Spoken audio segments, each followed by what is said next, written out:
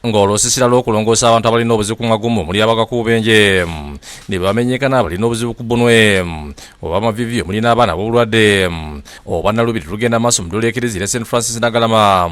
Abantu abalina ekizibu ekika kino baweereddwa amagezi okuwalira ddala abasawo b'ekinnansi abakola ogw'okuyonga.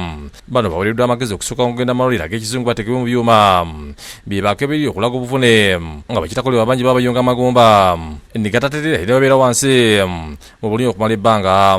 Mbawa amagezi nti omuntu bw'oba omenyese tugenda mu ddwaliro erikuli okumpi. Bw'ogenda mu ddwaliro kijja kuyambako abasawo okunoonyereza eggumba limenyese litya. Okwawula kukoleddwa omusawo mugumbya amagumba Dr. Jonathan Sebugongo alimu ne ttiimu ey'abazungu abegatta mu kibiina kya Helping Hand abateeka ensimbi mu lusiisira lw'okulongoosa abantu amagumba ku ssente entono ddala mu lusiisira lw'omulundi guno lwakumala wiiki bbiri. Dr. Sebugongo agambye nti basuubira okula ku bulwadde ab'ebika ebyenjawulo abasoba 50 tebano okusingira ddala obuvune babufuna nga bufunye obubenje.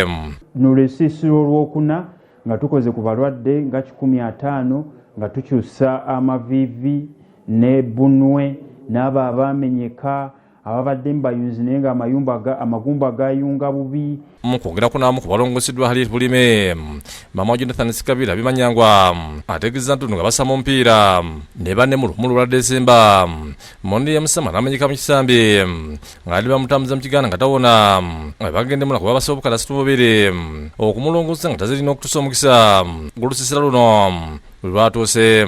Tumutwalako omulago ne batusaba obukadde 32 ne tuba nga tetugenda busobola ne tuvaawo. Kati bwe twajjako Naggalama ne bakola ki ne bamuteekamu ekitule ne bakebera okugulu bwe bakebera ne bagamba nti kwetaaga kukola ki kumenya kukuddamu kukutereeza buto.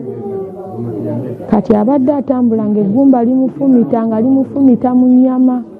Because the good thing they had already worked on this part, so I knew it. So the other part is okay now? It is now okay. I'm very okay. Yeje musintuluma kama nti myaka 10 negise omuti gwa mpumba mu kibira nagata ku pikipiki gyavuga ezempube emirundi 2 ng'amaze emyezi 8 wondere onalina essuubi naye oluvannyuma lw'okulongoosebwa ku mitwalo 95 zokka wadde nga bali bamusuubi bakali 15 alina essuubi nti ajja kutereera ddemu akole emirimu gye. Bati banjanja bannongoosezza olunaku lwaggulu kandabe balungi kwakali kyembasiimako bantu baaniriza kale bayisa bulungi abalwadde.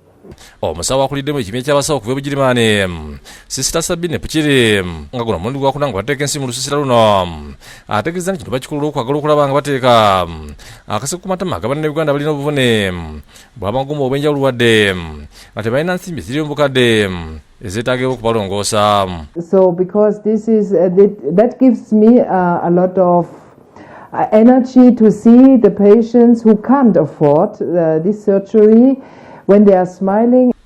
Henry Nsubuga yakusakidde gwe ku Bukedde TV.